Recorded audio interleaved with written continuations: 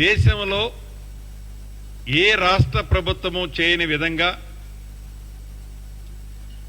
ఎన్నికల ముందు ఇందిరమ్మ రాజ్యం వస్తే అర్హులైన ప్రతి రైతన్నకి 2 లక్షల రూపాయల వరకు రుణమాఫీ చేస్తామని చెప్పి ఆర్థికంగా రాష్ట్ర ప్రభుత్వం సహకరించదు, ఇబ్బంది ఉన్నది అని తెలిసి కూడా యుద్ధ ప్రాతిపదికన మిగతా ఖర్చులన్నిటినీ కంట్రోల్ చేసుకొని దుబారా ఖర్చులన్నిటినీ దూరంగా పెట్టి రైతుని రాజు చేయటమే ఈ ప్రభుత్వం యొక్క ఏకైక లక్ష్యమని తలంచి గౌరవ ముఖ్యమంత్రి రేవంత్ రెడ్డి గారి నాయకత్వంలోని ఈ ప్రభుత్వం 26 రోజుల్లో సుమారు 18,000 కోట్ల పైచిలకు రైతు రుణమాఫీని సుమారు 22 లక్షల మంది పైగా రైతులకి రుణమాఫీ చేసిన ప్రభుత్వం ఇందిరమ్మ ప్రభుత్వం. ఈనాడే కాదు, ఆనాడు 2006లో కూడా కేంద్రంలో ఇందిరమ్మ రాజ్యం ఉన్నప్పుడు ఎవరూ చేయని విధంగా దేశవ్యాప్తంగా రుణమాఫీ చేసిన ప్రభుత్వం ఆనాటి కేంద్ర ప్రభుత్వం ఇందిరమ్మ ప్రభుత్వం. అదే బాటలో 18,000 కోట్లు రుణమాఫీని చేసి దీనికి మొత్తం 31,000 కోట్లు పైచిలుకు ఖర్చు వస్తుందని ముందే మేము ఊహించాం. దానికేమి మేము షాక్ అవటంలా, ముందే ఊహించి దానికి తగ్గ అన్ని ఏర్పాట్లు చేసుకున్నాం. గౌరవ మా ముఖ్యమంత్రి రేవంత్ రెడ్డి గారు గాని, బట్టి విక్రమార్క గారు గాని, ఉత్తమ్ కుమార్ రెడ్డి గారు గాని, మా వ్యవసాయ శాఖ మంత్రి వర్యులు తుమ్మల నాగేశ్వరరావు గారు గాని, నేను గాని, మా చాచా మంది అనేక వేదికల మీద చెప్పుకుంటా వచ్చాం. ఏదైతే అర్హులైన రైతులకి ఇచ్చిన మాట ఎట్టి పరిస్థితిలో ఒక్క అడుగు కూడా వెనక్కేయమని చెప్పాం. అదే బాటలో 18,000 పైగా రుణమాఫీ ఇప్పటికే జమైంది. ఇంకా సుమారు 12 నుంచి 12,300 కోట్ల వరకు రుణమాఫీ చేయాల్సిన అవసరం ఉంది. వాళ్ళు చెప్పినట్లు ఏదో శనగల దీని చేతులు దులుపుకున్నట్లు ఏదో మేము 18,000 కోట్లు చేశాం, మా దగ్గర ఆర్థిక పరిస్థితి బాగాలేదు, టాటా బై బై అని చెప్పటంలా, వాళ్ళలాగా ఇంకా 2-3 నెలల ఎన్నికలు ఉన్నాయనంగా ఎన్నికల కోసం మేమే రుణమాఫీ చేయటంలా.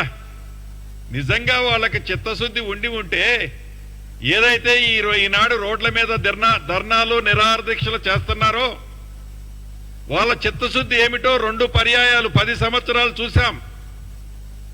మొదటిసారి వారు అధికారంలో ఉన్నప్పుడు 1,00,000 రూపాయల రుణమాఫీ చేస్తామని ఎన్ని రోజుల తర్వాత చేశారు? ఎన్నికల కొద్ది రోజులు ఉన్నాయనగా ఎన్నికల ముందు 2-3 నెలల ముందు ఆనాడు 1,00,000 రూపాయల వరకు 4-5 విడతల్లో వడ్డీతో కలిపి ఆనాడు ఆ ప్రభుత్వం చేసింది.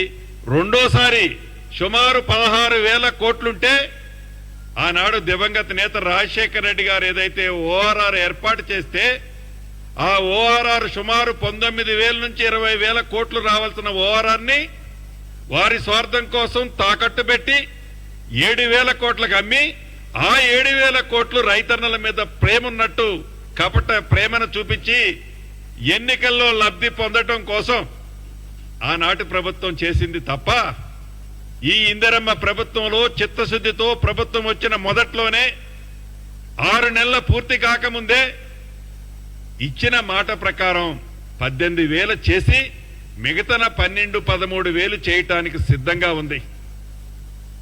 నిన్ననో మొన్ననో ఎక్కడో గత ముఖ్యమంత్రి గారు ఒక ధర్నాలో కూర్చొని మాట్లాడుతున్నారు, ఇంకొక మంత్రి గారు ఒక దేవాలయంలో పోయి మాట్లాడుతున్నారు. ఏం మాట్లాడుతున్నారా అంటే మాజీ మంత్రి వర్యులు మా కేబినెట్ గట్ట శృతి సన్నాయి లేదట.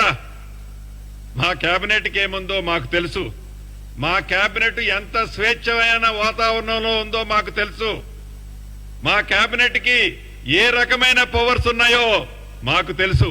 మీ సూచనలు ఇచ్చినందుకు థ్యాంక్స్. కానీ మీలాగా అబద్ధాలు చెప్పటం రాదు, మీలాగా గ్లోబల్ ప్రచారం చేయటం రాదు. నిజం, మీరన్నదాన్ని నేను ఒకటి ఒప్పుకుంటున్నాను.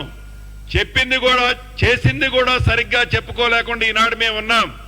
మీలాగా గ్లోబల్ ప్రచారం చేయటం, మీలాగా ప్రభుత్వ సొమ్ముతో ఐఎండ్పిఆర్ ద్వారా వేలాది కోట్లు పబ్లిసిటీ కోసం కూడా మా ప్రభుత్వం ఏనాడు వాడుకోబోదు కూడా. మీలాగా మాటలు చెప్పాం, చేతనైతే పనులు చేస్తాం, చేతనైతే చెప్పింది ప్రతిదీ చేస్తాం, చెయ్యకపోతే ధైర్యంగా ఇది చెయ్యలేకపోయామని చెప్తాం. ఉదాహరణకి యావత్తు తెలంగాణ రాష్ట్రంలో ఉండే మా రైతన్నలు 4 కోట్ల ప్రజలు ఒక్కసారి 1-2 విషయాలు మీరు గమనించాలి.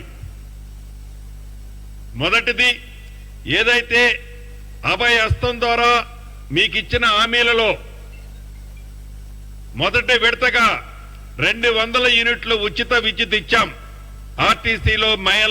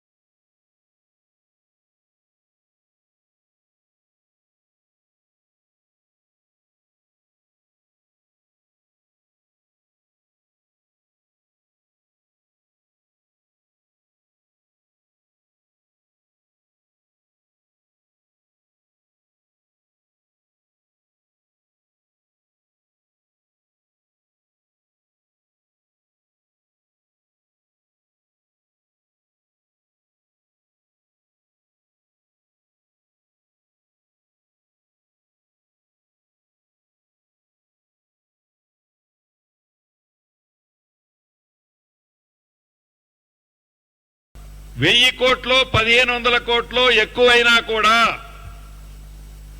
అర్హులైన రైతులందరికీ ఈ రేవంత్ రెడ్డి గారి ప్రభుత్వం, ఈ కేబినెట్ చిత్తశుద్ధితో అర్హులైన ప్రతి రైతన్నకి ఇవ్వటానికి సిద్ధంగా రుణమాఫీ ఉంది.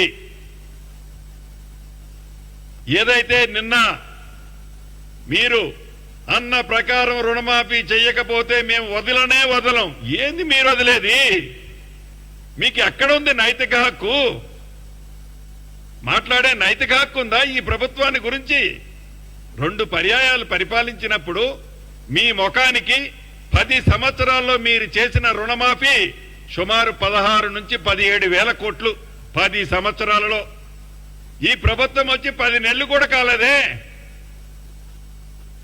విమర్శించడానికి కూడా ఒక అద్దు పొద్దుండాలా. విమర్శ కూడా రాజకీయ విమర్శ కాకుండా నిజంగా అప్పుడే ఈ ప్రభుత్వం వచ్చేసి ఏదో 3 సంవత్సరాలు అయిపోయింది, 4 సంవత్సరాలు అయిపోయింది, మాకు ఎన్నికలు వస్తున్నాయి, అడావుడిగా మేము గోసి సర్దుకోవాలనే ఆతృతలో మీరు మాట్లాడుతున్నారు తప్ప, మా పవర్ చేయి దారిపోయిందనే ఆతృతలో ఉండి మతి భ్రమించి మాట్లాడుతున్నారు తప్ప, నిజంగా ఈ ప్రభుత్వం రైతుల ప్రభుత్వమని, రైతుల పక్షపాతి ప్రభుత్వమని మీరు మర్చిపోతున్నారు. రైతులు ప్రతి విషయాన్ని గమనిస్తున్నారు. రైతన్నలందరికీ ఈ వేదిక ద్వారా ఒకటే తెలియజేస్తున్నాను,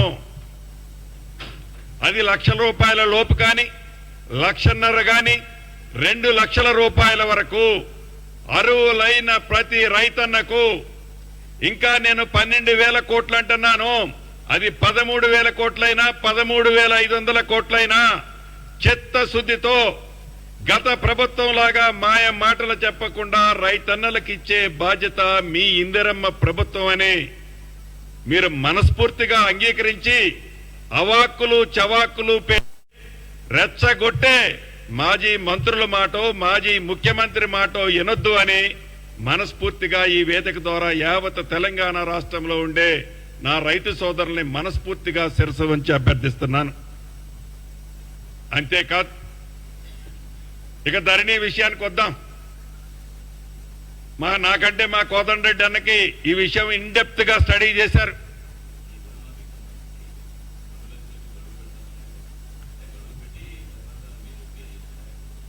ఈ 2 లక్షల రూపాయల కంటే ఎక్కువ ఏదైతే ఉందో ఆ డబ్బు 5,000, 10,000 ఉంటే వాళ్ళు ఎమ్మటే కట్టగలుగుతారు.